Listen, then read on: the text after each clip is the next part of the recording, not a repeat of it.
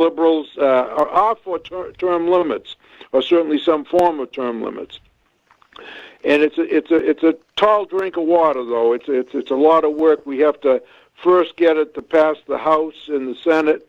It has to be introduced, which it has been already, and then the states have to ratify it. 2/3 of the states have to ratify it. So it's a state operation as well to get the state legislators to introduce it at the state level. But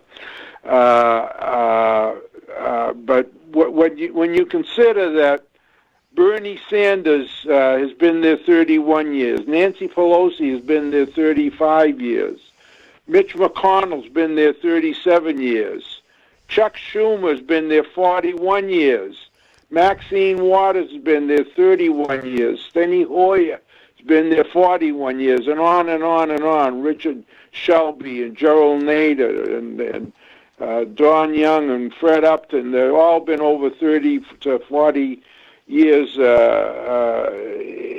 the Congress or the Senate. And not only that, they've all become, for the most part, pretty darn wealthy. And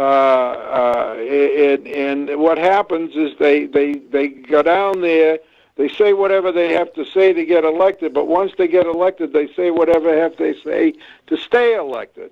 And they just keep getting on, and they get on these committees, and they get power, and then make it even worse when some of them do decide to leave, they become lobbyists, and they work for the lobbying firms, and they keep that perpetuation going there. So, but at any rate, Senator Ted Cruz in the Senate is the Senate sponsor. It's SJ Resolution number 3, and Representative Ralph Norman in the House is the House sponsor. It's HJ Resolution 12.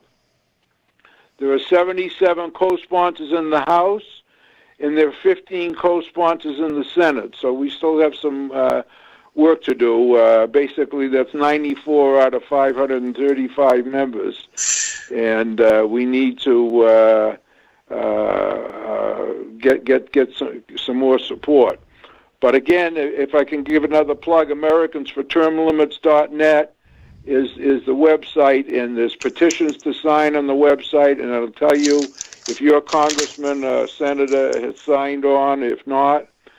And there's another little thing in here which we think will get the congressmen and incumbents to vote for it. It's as I say, it's a tall drink of water to get them to vote themselves out of office. But what we have is a grandfather clause. It's in both the Senate and the House bill, and the grandfather clause simply states that you will come under the new term limits clause, which calls for 2 terms in the Senate, 2 6-year terms in the Senate, and 3 2-year terms in the House. That's 3 2-year terms in the House. So once that becomes enacted, you will fall under that ruling, and you'll have those 2 terms or 3 terms, whatever they may be, or until you're voted out of office. So we're hoping that grandfather clause gain some depth too. So, but that's kind of it in a nutshell. So, I'll be happy to answer any questions you may have. Well, first and foremost, I commend you for the work that you're doing. I think it's wonderful. I've talked about term limits for a very, very long time. I agree with you. It's quite difficult to get people who make their living and make their money want to limit their capacity to be able to do so. But remember, our framers never, ever suggested nor had it in mind for these members of Congress to be anything but part-time. Exactly. They were never supposed to be full-time. And so on the grandfather clause, because obviously, what you're asking is another 400-something of these fat cat lobbyists, soon to be lobbyists and longtime congressmen that have just carved out America at their own liking. You're Right. asking them to stop doing that, to stop. They're all piggies to the trough, and you're asking them to stop looking for the truffles. And in order for that to be accomplished, the grandfather clause, and I want to just kind of understand what you mean by this. The grandfather clause typically means, in my perspective, that whatever the new rules are, you don't have to abide by them, but anyone that comes after you, you do. Because I see the only way of even getting a remote chance of passing something like this is to grandfather all the members of Congress that are there now Well, to unlimited terms until they either pass away or they retire. Yeah. Then it starts with, okay, now we have a new America, now we have term limits. That's about the only way, I think, because of important self-interest from these idiots, that you're going to be able to get any traction with it. Well, it's very interesting you say that. I had a board. The reason we're going along with that is that because that's what the bill was that was introduced that we jumped on, the Cruz Norman bill. That's what was in there. I have heard that before, though, that the true grandfather clause should be kind of a lifetime exemption until they're voted out of office or die. Right. And that's a clean grandfather clause, and that's something I'd be open to. And believe me, I don't want to see these people there forever. But in order to get their votes, that may be the thing that would have to do it. Yeah, I would. I don't like to use the word cave to that, but I would do that, particularly if we got down the end and we were close, and we need to put it over the goalpost, so to speak. Well, I commend the 94 members of Congress for even signing on, knowing that, there would be limited time. But I'm assuming if you brought that to the full House and Senate with a full, grandfather clause that allowed them indefinitely until the end, I think you'd get a lot more support on it. And it would be great for future generations to then realize, hey, the party's over in Washington. No one's staying there forever anymore. Yeah, well, and that's the objective, really, and I'm willing to do that if it becomes necessary. Unless somebody would introduce that in the bill, if I can get somebody to introduce that, make that modification. I'll look. In hearing you ask the question, just means that it is out there, and it's something that we certainly should consider. But the overwhelming support, I've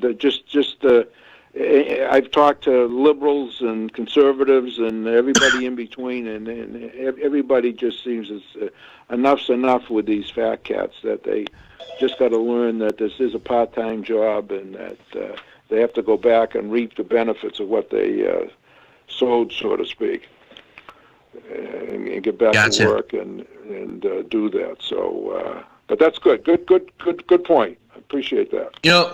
Another thing that I've talked about for a long time was shutting down Washington, D.C. Now, here's what I mean by this.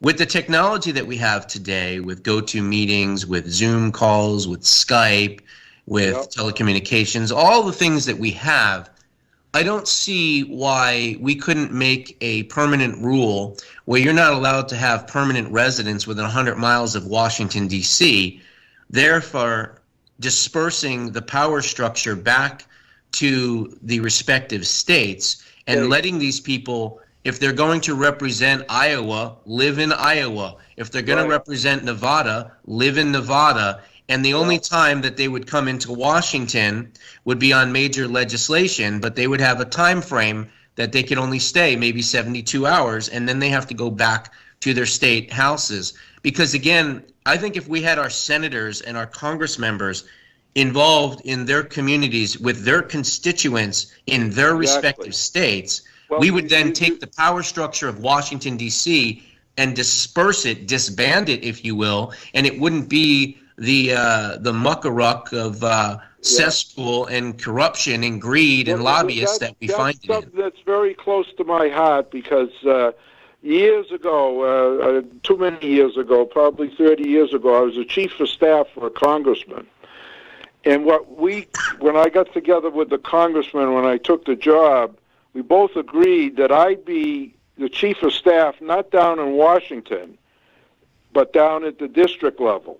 And that's where my office was. And I went down to Washington once every 2 weeks or something to check on the staff up there. They pretty much ran the operation okay. But I was, in effect, the congressman in the district. While he was down there voting or something, I'd be going out cutting ribbons and working with the people at the local level and the mayors and the people, whether they were fishermen, whatever they were, I'd be going to the meetings, and I was there. So I was really at the grassroots level into the congressional district back home, and it worked out well. But I resigned after 2 terms of that, but it was a concept that maybe as a forerunner to the term limits things that I felt at that time, that you should be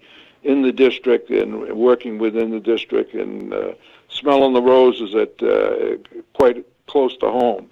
Right. Exactly. And the other thing we need to do is we need to get rid of the pork barrel spending. I've suggested in the past, anyone that wants to spend more than $50,000 in any type of appropriation bill, that should have to be voted on at the state level as a ballot initiative. So in other words, if Montana wants to do a study on bear hibernation, then why should New York have to pay for it? If New York wants to open up, a rehabilitation center, why should Alaska have to pay for it? So in other words, let the people of each respective state, the constituents, decide, whether or not they want to do a ballot initiative or something like that. That's another way to get rid of some of that pork barrel spending and keep these bills a lot more cleaner instead of having poison pills in them. For years has had a congressional, constitutional analysis of the budget. In other words, what did the Constitution call for to be funded? Right. And you got some of these things like the Department of Education, which was never in the Constitution to be funded, and funding things, the Department of Labor, and all of these crazy things that are being funded that have nothing to do with the constitutional authority to spend that money.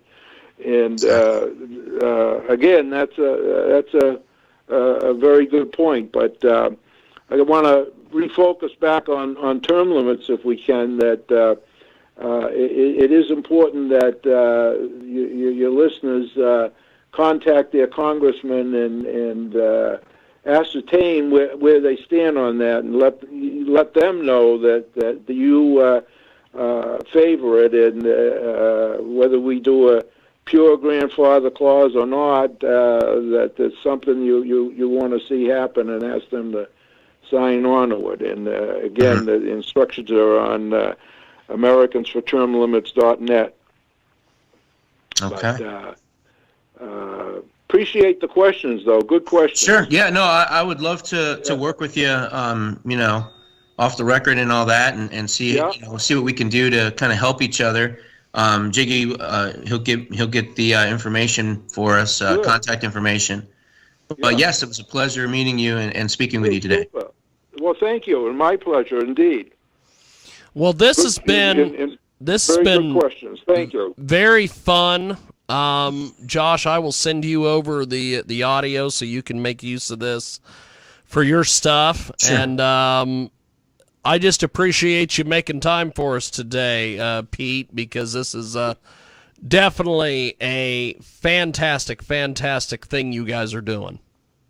Well, thank you. Appreciate the opportunity. Yes, no problem. Well, I appreciate. Can you put me in touch? I'm going to do that as soon as I hang up the phone here. Excellent. Okay. Thanks again. Well, I appreciate it, guys, and I will talk to you guys soon. Appreciate it, gentlemen. You got it. Very God good. bless. Have a good Thank day. you, guys. And